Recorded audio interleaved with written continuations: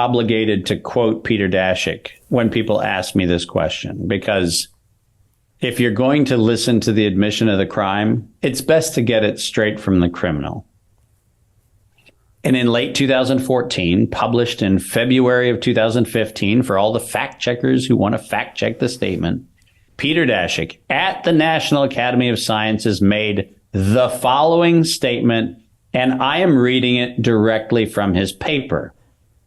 Until an infectious disease crisis is very real, present, and at an emergency threshold, it is often largely ignored.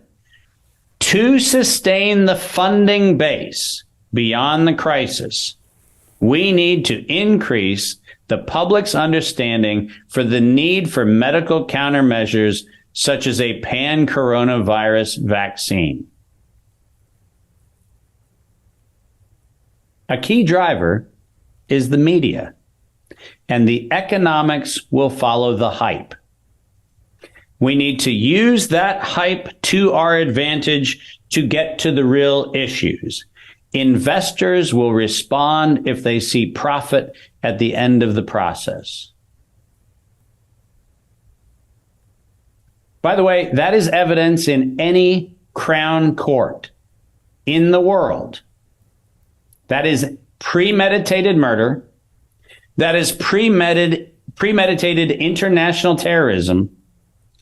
And it is financial racketeering in every civilized country on earth.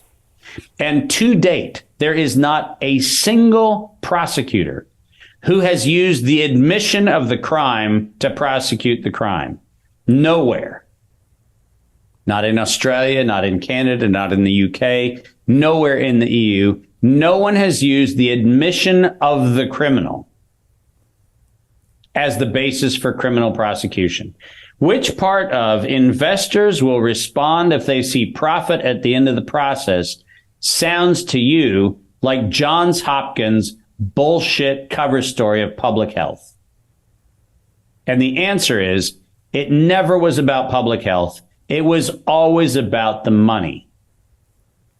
And not surprisingly, the Event 201 in October of 2019, preceding the alleged outbreak of coronavirus by 2 months, was funded not by the Bill and Melinda Gates Foundation, not by the World Economic Forum, and not by Johns Hopkins University, even though their logos were listed as sponsors. The actual funding for that program was done by Dustin Moskowitz, who was Zuckerberg's co-founder of Facebook. So is it any wonder that Facebook was in on the shutting down of this message from the outset? Because the guy who wrote the check for the domestic terrorism was a co-founder of Facebook. And we don't ever hear his name. Conveniently. You can't find, except my rants, you can't find his name mentioned anywhere. Except for the fact that Open Philanthropy, his equivalent of the Gates Foundation, was the check writer that actually put this whole snowball in motion.